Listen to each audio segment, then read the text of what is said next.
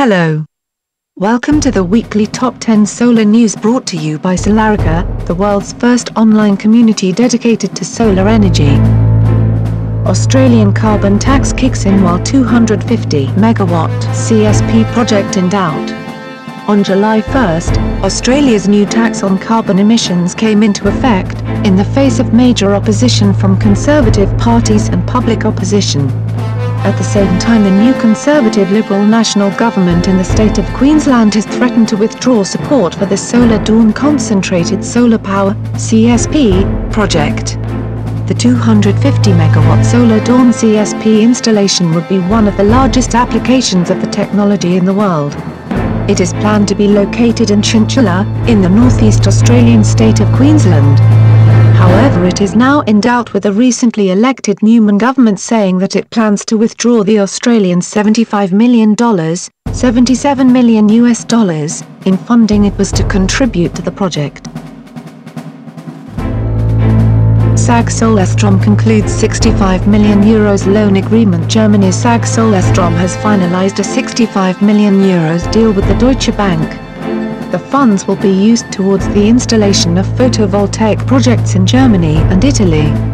While the company did not disclose the capacity it intends to install throughout the year, it said that it will use the money to implement photovoltaic projects worth up to 60 megawatts peak in Germany, chiefly in the third and fourth quarters of this year. SolarCentury has reached the halfway point in its installation work on the Blackfriars Rail Bridge in London, the UK. When complete, the installation is expected to be the largest of its kind in the capital and the world's longest solar bridge. Work on the project began at the start of last October. Until now, SolarCentury has installed 2,200 of Panasonic's HIT photovoltaic modules. Overall, 4,400 will be installed across 6,000 square meters on the roof of the rail bridge, which will be home to Blackfriars train station. The system is expected to generate 900,000 kilowatt-hour of electricity annually. USAID +2 launches solar energy project in Aden, Yemen. A solar energy generation project was launched last week in Al Tawai district in Aden with funding from the U.S. Agency for International Development. The project includes 8 solar panels and 8 batteries, which generate approximately 3,000 kilowatts. The generated power will be used to provide electricity to Al Rawda Sport Club in Al Tawha district and other schools in the same district, such as Al Mulla and Kal Rema KSR. The project began in January of last year and will continue until December 2012 as OE of the power projects aimed at contributing to development of Yemen, where frequent power outages are common in many cities.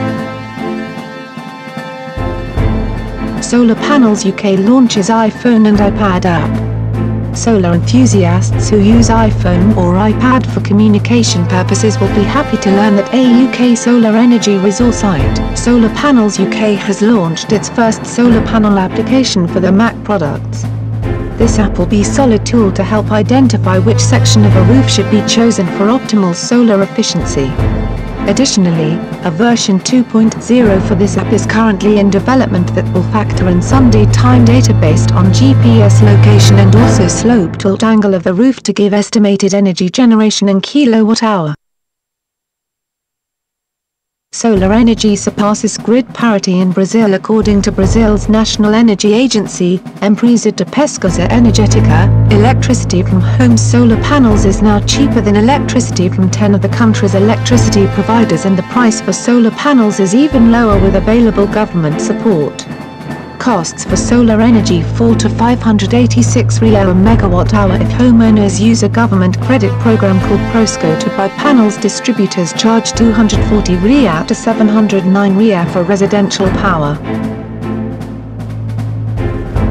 China invests on solar energy in Chile.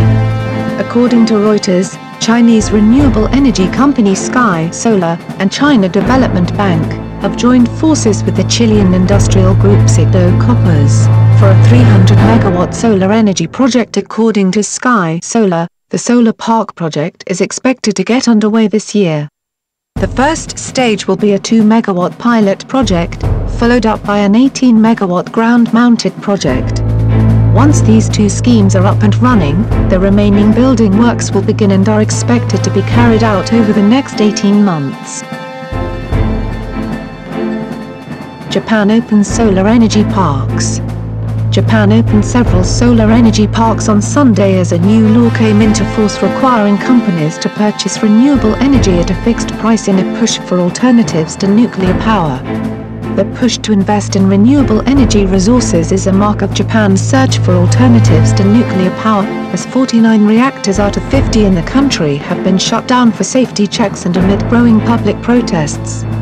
The government estimates the power provided by renewable energy this year in Japan will attain 2,500 megawatts, the equivalent of 2 medium-sized nuclear reactors. Off-grid PV subsidies now clearer in India. India's Ministry of New and Renewable Energy, MNRE, has released details of subsidies for off-grid solar photovoltaic generation. The agency is providing a 30% subsidy for the benchmark costs of PV systems, as well as loans limited to 5% interest annually. The subsidies will be capped according to type of installation, with systems purchased by individuals limited to 1 kilowatt, except for pumps for irrigation and community drinking water, which are limited to 5 kilowatt. China quadruples 2015 solar power target. The new 2015 target is reportedly 21 gigawatts of installed solar power capacity. This is quadruple its initial 2015 target. When China's 2015 solar target was 5 gigawatts, its 2020 solar target was 20 gigawatts.